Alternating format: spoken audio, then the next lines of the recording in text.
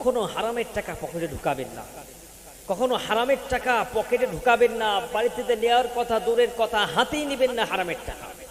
কারণ হারাম কখনো একা একা আসে না। হারামের সাথে দুঃখ নিয়ে আসে, কষ্ট নিয়ে আসে, দুর্দশা নিয়ে আসে, অভাব নিয়ে আসে, লাঞ্ছনা নিয়ে আসে, বচ্ছনা নিয়ে আসে, তুরস্কার নিয়ে আসে। হারাম শান্তিকে দূরে সরাইয়া দিয়া দুঃখ কষ্ট টেনে টেনে নিয়ে আপনার বাড়িতে আসে। হারামের টাকা হাতেই নেবেন না, পকেটে তো দূরের কথা, বাড়িতে তো আরো দূরের কথা। কারণ হারাম কিন্তু একা একা আসে না, হারাম সাথে করে আরো কয়েকটা জিনিস নিয়ে আপনার ঘরের মধ্যে প্রবেশ করে। অতএব একটু চিন্তা করে ভেবে চিন্তে আপনি কাজগুলো করার চিন্তা করবেন। আপনি ব্যাংক থেকে লোন তুলছেন, আপনি ভাবছেন যে আপনার এই টাকা আর আপনার ব্যাংক আপনার বাইর থেকে বেশি আপন হয়ে আপনাকে পাশে দাঁড়িয়েছে না। আপনার ভাইয়ের কাছে আপনি 50,000 টাকা ধার চেয়েছেন, কর্জে হাসানা চেয়েছেন, আপনার ভাই আপনাকে দেয়নি। কিন্তু আপনি ব্যাংকে গিয়ে যখন লোন তুললেন, সেই লোনওয়ালা ব্যক্তি আপনাকে লোন দিলেন। কেন দিলেন? তিনাকে আপনি সুদ দিবেন বিদায় সে আপনাকে লোন দিয়েছে। আপনি যদি সুদ না দিতেন তাহলে আপনার ভাই ওই ব্যাংকওয়ালা আপনাকে 1 টাকাও দিত না। অতএব মনে রাখবেন, সেটাও কিন্তু হারাম। ওই হারামের টাকা আপনি যখন আপনার পকেটের মধ্যে ঢুকাবেন, ওই হারাম কখনো একা আসবে না।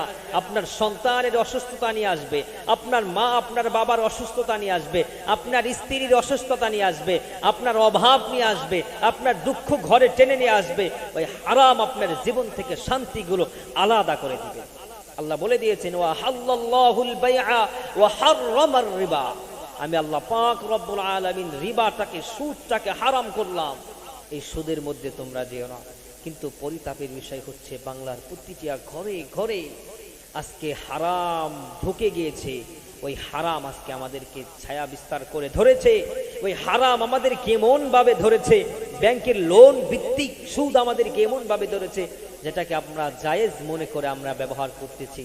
কিন্তু আল্লাহ রাসূল সাল্লাল্লাহু আলাইহি ওয়াসাল্লাম জানিয়ে দিলেন, না, এটা কখনোই তোমার জন্য হালাল হতে পারে না। অতএব মনে রাখতে হবে, যখন সুদ আমার ঘরে আসবে, ওই টাকা বরং আমার ঘরের বাড়ি গাড়ি সুন্দর করে দিচ্ছে। শুধুমাত্র এতটুকুই নয়, ওই টাকা আপনার বাড়ি গাড়ির থেকেও আপনার দেহটাকে, আপনার দেহটাকে, আপনার পরিবার পরিজনকে ধ্বংস করে দিচ্ছে।